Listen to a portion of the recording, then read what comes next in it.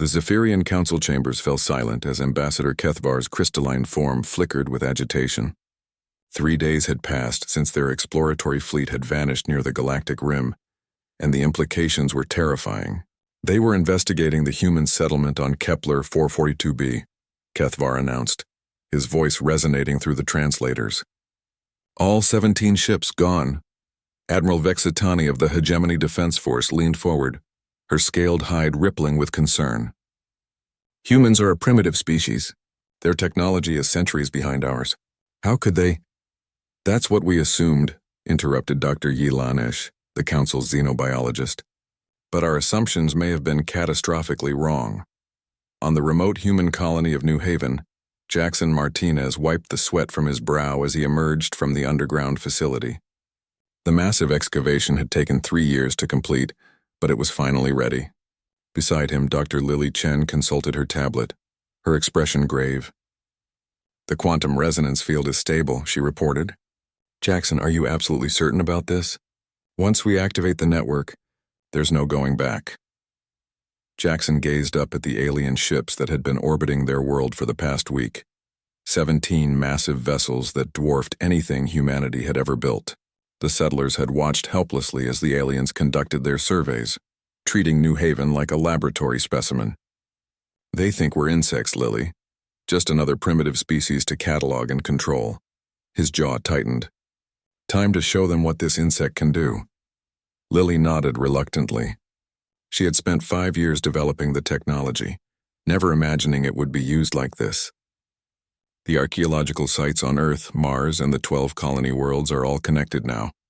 Every ancient human burial ground, every forgotten battlefield, every place where our ancestors spilled blood in the name of survival. And every place where they died fighting for their freedom, Jackson added. What the galactic community didn't know, what they couldn't have known, was that humanity had been hiding their greatest discovery for over a century.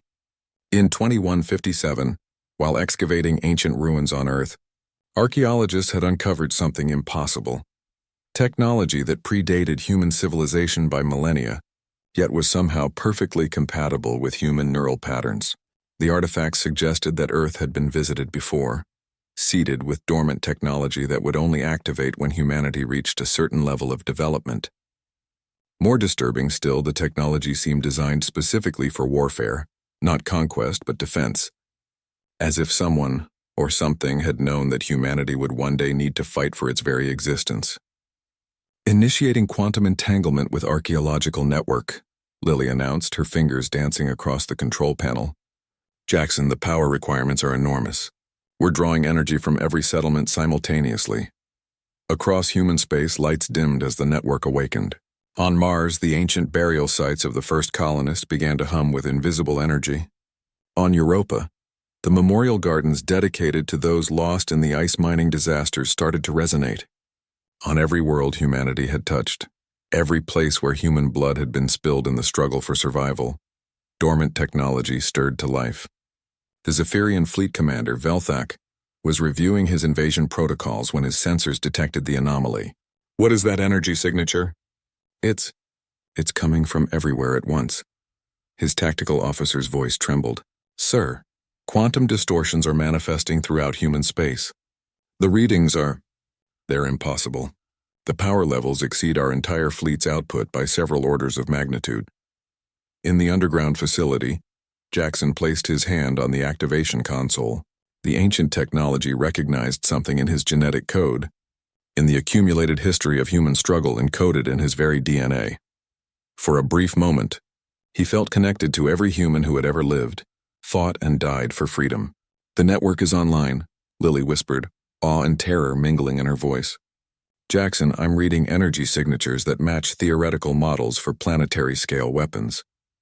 This isn't just defensive technology. It's designed to sterilize entire star systems. Jackson's eyes hardened. Then they'll understand the message. Across the galaxy, every major civilization suddenly detected the same impossible readings.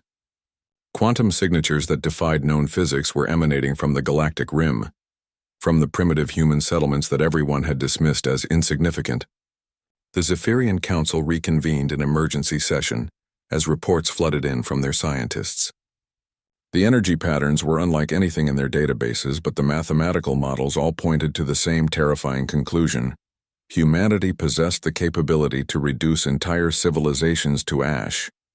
The quantum resonance is linked to their burial sites, Dr. Yelanesh reported, his voice barely a whisper. Every place where humans have died, every battlefield, every cemetery, they're all connected in a vast network. It's as if their dead themselves are powering this weapon. Ambassador Kethvar's crystalline form dimmed with realization. We've made a grave error. These aren't primitives stumbling through space. They're the inheritors of something ancient and terrible.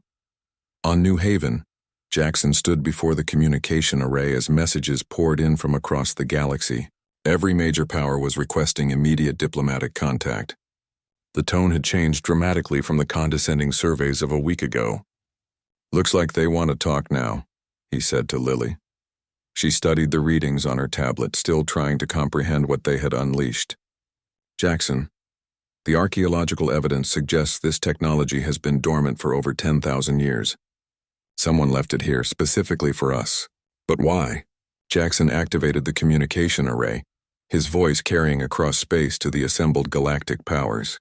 To the civilizations monitoring this transmission, humanity extends an offer of peaceful coexistence.